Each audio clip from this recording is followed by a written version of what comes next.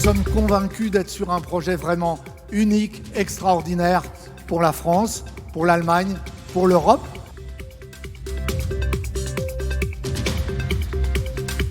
Oui, en 2022, Mercedes-Benz a plus que doublé la vente de ses véhicules électriques. Et grâce à ACC, il y aura de plus en plus de clients qui pourront opter pour une voiture avec une batterie qui a été produite en Europe. Avec ACC comme acteur principal, ce que nous voulons, c'est à partir de janvier 2024, consacrer davantage de temps, davantage d'investissement.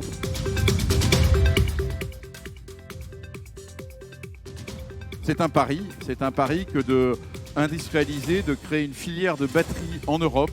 La batterie qu'on va produire ici, elle aura au moins un avantage qu'il faut protéger, c'est qu'elle produira 40% de moins de CO2 que la même batterie produite en Chine.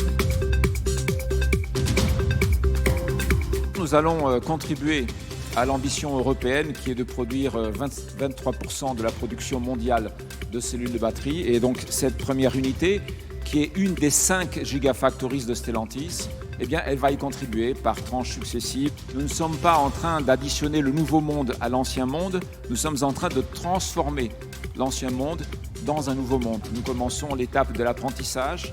Comme l'a dit Patrick, l'apprentissage de la production à fort volume des cellules de batterie. Nous allons découvrir de nombreux problèmes, nous allons trébucher, nous allons tomber, nous allons nous relever et nous allons résoudre ces problèmes-là.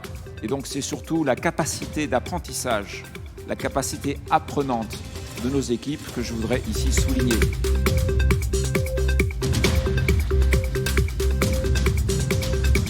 En 15 jours, avec les 3 intercommunalités, la région s'est mise d'accord pour vous confirmer notre engagement à hauteur de 121 millions d'euros. Ce ne sont plus des discours, ce ne sont pas des projets, ce ne sont pas des croquis, ce ne sont pas des plans.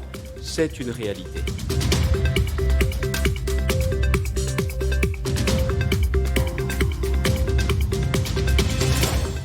Enfin, l'aéronautique européenne a un successeur, et ce successeur, ce sont les batteries électriques. Ici, tout est grand. Ici, tout est neuf. Ici, tout est à la pointe de la technologie.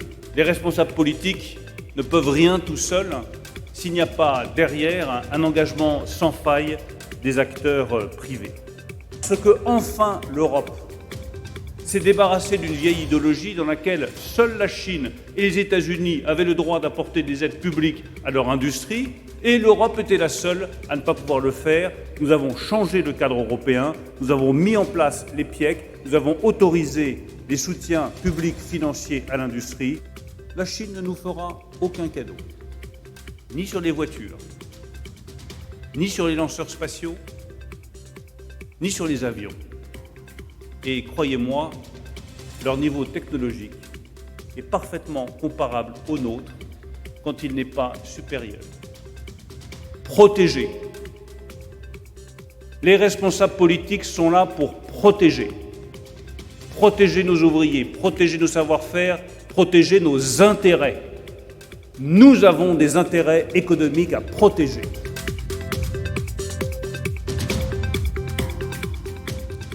En Allemagne, l'année dernière, nous avons franchi un cap décisif en ce qui concerne la voiture électrique. À la fin de l'année, 1 million de voitures particulières équipées exclusivement de batteries électriques étaient immatriculées. Notre prochain objectif est d'atteindre les 15 millions de voitures électriques d'ici 2030. Nous sommes confrontés au même défi. Le changement climatique progresse et ses effets sont de plus en plus souvent directement perceptibles. Nous voulons et devons donc réduire considérablement les émissions de gaz carbonique le plus rapidement possible. C'est un projet d'autant plus significatif car c'est un projet européen qui découle de la vision industrielle européenne, que toute technologie peut et doit être utilisée dans le respect des objectifs environnementaux que nous nous sommes fixés. Grâce à l'Europe, une vallée européenne de la batterie électrique est en train d'émerger sous nos yeux. Ce projet, c'est aussi la concrétisation de l'action que nous menons contre le réchauffement climatique, pour réinventer notre manière de produire et notre manière de consommer. Parfait.